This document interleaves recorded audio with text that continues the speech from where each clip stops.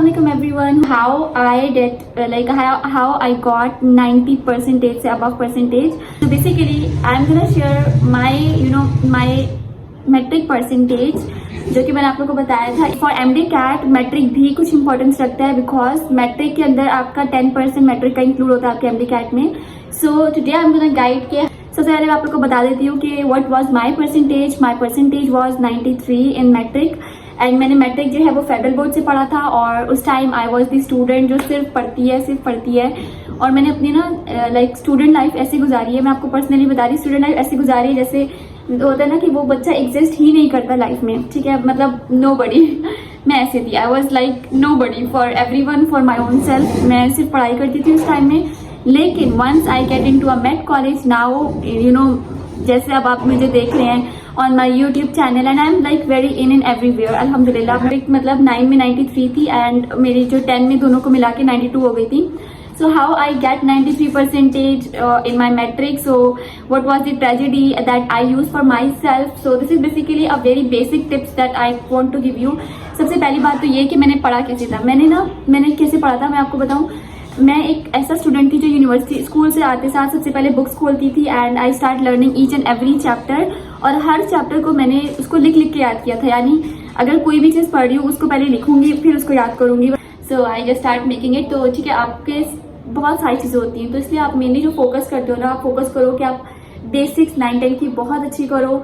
आपकी जितनी अच्छी बेसिक होंगी और हर चैप्टर करो, कोई चैप्टर नहीं छोड़ना, not a single chapter. Matric में चैप्टर इतने बड़े नहीं होते हैं, छोटे छोटे ही होते हैं, बट सब करने हैं.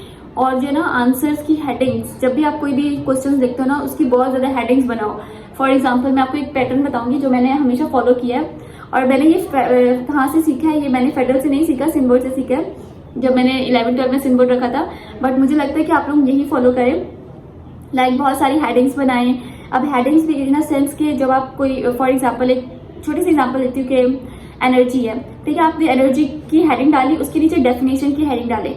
एनर्जी की ब्लैक मार्कर से डालें तो डेफिनेशन की ब्लू से लिखें. उसके बाद मिड में करके यू करके जो लाइंस ड्रॉ करते हैं उस पर एनर्जी की डेफिनेशन लिखें. उसके बाद नीचे आपको पता है यूनिट, आप यूनिट उसको ऐसे भी लिख सकते हो बट आपने यूनिट की हेडिंग डालनी है.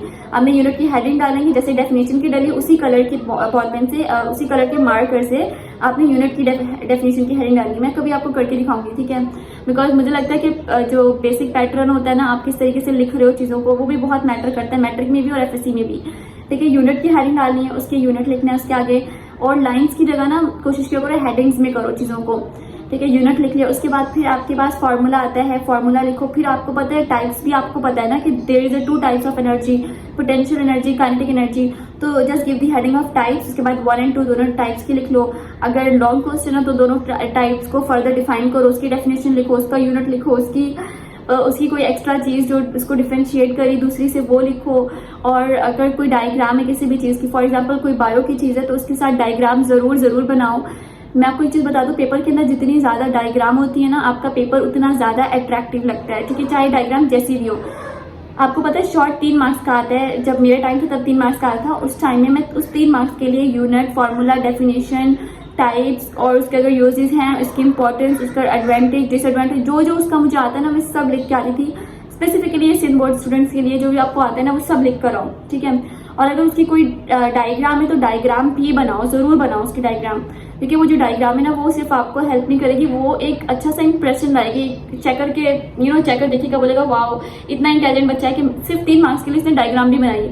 वो कभी भी आपके मार्क्स काटेगा नहीं बल्कि आपको मार्क्स देगा. क्लास ना एक ऐसी क्लास होती है जो आपका बेसिक्स बनाता है और मेरी बेसिक्स बहुत स्ट्रांग थी. जब मैंने MD CAT देने का बार रीजन यही था, मेरी बेसिक्स बहुत स्ट्रांग थी अल्हम्दुलिल्लाह.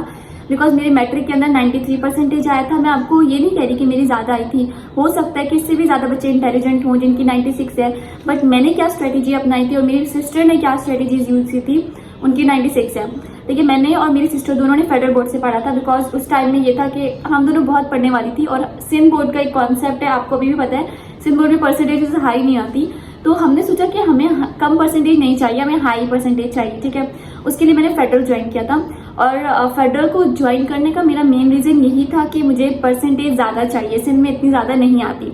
और अल्हम्दुलिल्लाह ये जो कॉन्सेप्ट है ना, मेरी टीचर ने मुझसे पूछा था एक दफ़ा कि why you are joining the Sindh board, why you are joining the federal institute of Sindh.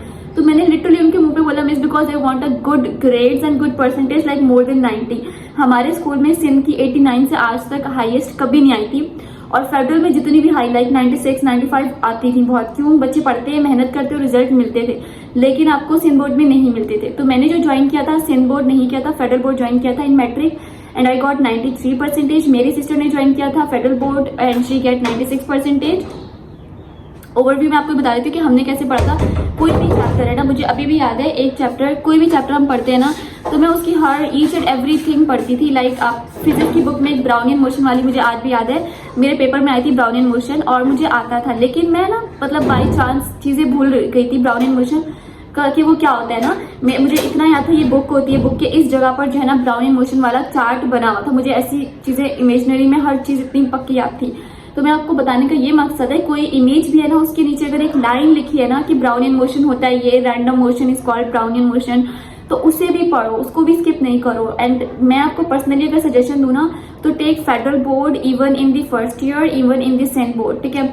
लेकिन फर्स्ट या सेकेंड ईयर को भी छोड़ दें, वो मैं आपको बाद में डिस्कस करूंगी। लेकिन मैट्रिक में at least you have to take the federal board. Reason is that क्योंकि अगर आप सिंध से करो तो it's not bad, you know, Sindh के अंदर भी सारी चीजें, लेकिन सिंध के अंदर past papers matters a lot for you. In federal board they mainly focused on the things like, उनके लिए जो मेन फोकस्ड होता है they are the concept building, each and every line of the book. कहीं से भी paper आ सकता है। Pass paper matters nothing for them. जो पास पेपर में है ना समझो उसकी एक्सेप्ट चीज आएगी, वो फेडरल बोर्ड है। सो मैंने फेडरल लिया था एंड मुझे उस चीज के लिए बहुत ग्लैड है कि अल्हम्दुलिल्लाह मैंने फेडरल लिया था। बिकॉज अगर मैं फेडरल ना लेती तो जो 10% था ना वो मेरा 8 पॉइंट समथिंग बनता, मेरा जो है वो 93 था, 9 पॉइंट समथिंग बना था। तो ये एक very good something, you know, something very effective for my grades, और मेरे साथ अच्छा हुआ और मैंने अच्छा डिसीजन लिया था उस टाइम पे। अब हम डिस्कस कर लेते हैं स्कूल्स की बात। जब आप बात करते हो ना स्कूल, तो मैं आपको बोलूंगी कि ना you have to take admission in the private one, because आपका जो मैट्रिक होता है ना वो आपकी पूरी बेसिक आपको ठीक करता है। आप मेयोसिस माइटोसिस पढ़ते हो मैट्रिक में, आपने मैट्रिक से पहले नहीं पढ़ा हुआ होता, आप पहले उससे पहले कोई छोटे छोटे कॉन्सेप्ट पढ़ लेते हो, लेकिन आप मेयोसिस माइटोसिस नहीं पढ़ते हो, ठीक है। 9-10 में आप जब माइटोसिस मेयोसिस पढ़ते हो फिर उसका अपग्रेड लेवल आप पढ़ते हो first year and second year के अंदर, ठीक है। तो इस तरह से मतलब स्टेप वाइज होता है और वो मूव करता है आपका लाइक चेन टाइप समझ लें, ठीक है। So in short what I want to say is that के आप जब भी पढ़ रहे हो ना, आप सिंध लो या फेडरल लो, पूरी बुक बनाओ, कॉन्सेप्ट बनाओ। मैट्रिक कॉन्सेप्ट मेरे स्ट्रॉन्ग थे जिसकी वजह से मेरी एफएससी के अंदर बहुत हेल्प आउट हुई थी। एक गलती मैंने एफएससी में की थी, वो मैं आपके साथ नेक्स्ट वीडियो में शेयर करूंगी कि मेरे कॉलेज कौन सा था, where I want to be in it, what was my percentage of FSc and what I did there. तो मैं वो पूरी शेयर करूंगी एफएससी की भी, but right now because it's for matric students so की जरूरत नहीं है क्योंकि it's not your MDCAT. Matric से कोई एमडी-कैट का पेपर नहीं आता, तो आप एमसीक्यू सॉल्व करके खुद को टेंशन मत दो, लेकिन कॉन्सेप्ट बिल्ड बहुत अच्छे से करो। कॉन्सेप्ट मैं कहती हूँ आपके अगर बनते हैं ना तो वो मैट्रिक से बनते हैं, उसके बाद आप जो बनाते हो वो कॉन्सेप्ट नहीं होते, वो आपको हर चीज करनी होती है। तो कॉन्सेप्ट बहुत अच्छे लो। अगर कोई ट्यूटर आपको अच्छी मिल रही है तो बहुत अच्छी बात है, hire the good tutor, the best school. और अगर प्राइवेट है या गवर्नमेंट की बात करो तो चूज द प्राइवेट वन, और द गवर्नमेंट का कोई ऐसा वैसे स्कूल मुझे ऐसा प्राइवेट स्कूल बहुत अच्छे होते हैं, स्कूल्स की बात कर रही हूँ, लेकिन गवर्नमेंट के स्कूल अच्छे नहीं होते। तो I not prefer the, you know, Sindh के अंदर भी आप हो ना तो don't go for the government schools, क्योंकि गवर्नमेंट के स्कूल्स अच्छे नहीं होते बट गवर्नमेंट के कॉलेजेस आर दी बेस्ट, ठीक है। तो स्कूल मेरा प्राइवेट ही था और मैंने कॉलेज भी वैसे प्राइवेट ही था, बट आई डिस्कस। बाकी मुझे जो लगता है कि something that I have to do in it in matric, तो मुझे लगता है कि ऐसी कोई चीज़ नहीं थी बिकॉज मैंने मैट्रिक में बहुत मेहनत की थी एंड ये नहीं है कि सिर्फ मेहनत ही की थी, मुझे उसका रिजल्ट भी मिला था। तो आई से कि जो मैंने जितनी मेहनत की थी मुझे उसका रिजल्ट मिला था and I am really happy कि फॉर दिस। बाकी अगर आपको कोई भी क्वेश्चन है you guys can ask in the comment section. And एक और बात मैं आपको बता देती हूँ कि देखो मैट्रिक ऐसी चीज़ होती है जो आपका बेसिक्स बनाता है, तो इसका ये मतलब है कि मैट्रिक को अगर आप लाइट ले रहे हो, तो अगर आपको लगता है कि मैट्रिक नॉर्मल पढ़ रहे हो, 11th-12th में मेहनत करोगे देन आपका एडमिशन हो जाएगा वेयर एवर यू वांट, तो ऐसा नहीं होता। कॉन्सेप्ट्स, यू नो, आपके बचपन के कॉन्सेप्ट आपके पेपर में आ रहे होते हैं, आपके एमसीक्यूज टेस्ट में आ रहे होते हैं। So better to have the good concept, good tutor, and you know good tutor is something that is really important. बाकी मेरी सिस्टर भी पढ़ाती हैं tuition, but so this is all. बाकी किसी को अगर कोई भी कंफ्यूजन हो regarding anything you guys can ask in the comment section and hopefully this video help you a lot. अगर कोई और video you want me to make so let me down in let me know that in the comment section. I'll reply you there as well. और I think कि concept building के साथ साथ एक और चीज़, आपके ना जब आप मैट्रिक में होते हो ना तो आप इंजॉय नहीं करते हो, तो इट्स वेरी नॉर्मल। मतलब मैंने भी इंजॉय नहीं किया था। मुझे लगता है 4 साल आप इंजॉय मत करो, ठीक है। 4 साल पढ़ लो, उसके बाद पूरी लाइफ आप इंजॉय कर सकते हो। अब मैं जिस लाइफ में ना, मुझे लगता है कि I am enjoying really well, you know, बहुत अच्छे से कर रही हूँ मैं अपनी यूनिवर्सिटीज़ की स्टडी। हालांकि मेडिकल स्टडीज़ जितनी हार्ड होती है ना, वो सबको पता है। मेडिकल में आना इतना हार्ड नहीं है जितना मेडिकल की स्टडीज़ करना हार्ड है। They both have the difference in it, ठीक है। But I am managing my studies, my clinical work. अभी भी मैंने स्क्रब पहना हुआ है। My studies, my clinical work, क्योंकि मैं भी जाने लगी थी। Just before going I thought why not to make a video for you guys. और एक और बात याद रखिए, क्वेश्चन आते हैं पेपर के अंदर शॉर्ट में आते हैं कि ना, एक क्वेश्चन जरूर होता है जो डायग्राम का होता है। So never ever attempt that question which have diagram in it. Reason is that कि आपकी डायग्राम कभी परफेक्ट नहीं हो सकती है, ठीक है। चाहे जितनी भी अच्छी आप डायग्राम बनाते हो, never ever attempt that question. चाहे आपको वो क्वेश्चन भी आता है और भी क्वेश्चन आते हैं, अटेम्प्ट करें कोई और क्वेश्चन। बिकॉज जब डायग्राम का क्वेश्चन आप अटेम्प्ट करते हो ना, तो जो आपकी डायग्राम है वो आपको अच्छी लग रही है, लेकिन हो सकता है चेकर की जो रिक्वायरमेंट है डायग्राम की वो कुछ और हो, ठीक है। So always try to attempt the question. यानी अगर एक एनर्जी वाला क्वेश्चन है और एक डायग्राम वाला क्वेश्चन है, तो आपको चूज करना है। So try to choose energy question, ठीक है, instead of choosing the diagram question. जब आप डायग्राम का क्वेश्चन अटेम्प्ट करोगे ना, तो क्या होगा कि आपकी डायग्राम आप बहुत अच्छी बना रहे हो अपनी तरफ से, ठीक है। अब हो सकता है वो डायग्राम मुझे ना पसंद आए, तो मुझे नहीं पसंद आई तो मैं तो मार्क्स काटूंगी, राइट। ऐसा होता है। तो आप लोग अगर एक एनर्जी के लिख रहे हो, उसके अंदर आप उसका यूनिट भी लिख रहे हो, फॉर्मूला भी लिख रहे हो, इंपॉर्टेंस भी लिख रहे हो, टाइप्स भी लिख रहे हो, सब लिख रहे हो, सब कुछ सोचो कौन पागल है जो आपको मार्क्स नहीं देगा। So always try to choose this kind of things instead of choosing the diagram question. मैंने ये अपनी लाइफ से खुद सीखा है। मेरे जो है ना 12 में बहुत सिर्फ 2 मार्क्स कम थे, मुझे जितना याद पड़ रहा है। मैं आपसे शेयर करूंगी अपनी रिपोर्ट कार्ड, ठीक है।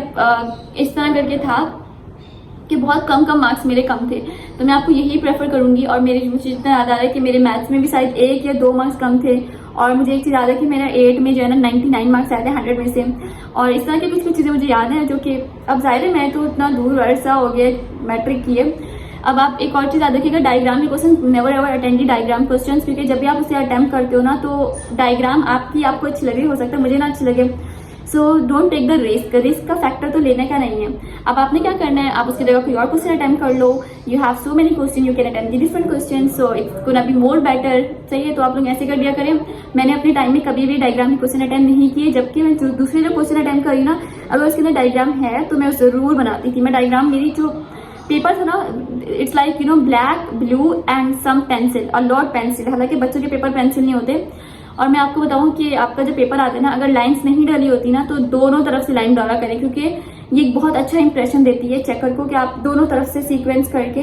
और इससे एक और ये होता है कि आपका पेज थोड़ा छोटा रह जाता है, तो सिम बोर्ड है, तो आप जब बहुत सारा लिखते हो ना, तो आपका पेज यूटिलाइज बहुत सारे होता है, तो वो जो एक क्वेश्चन होता है वो 2 पेज का बन जाता है। So it really helps people, it really help checker, and you know it just a kind of making fool to a checker.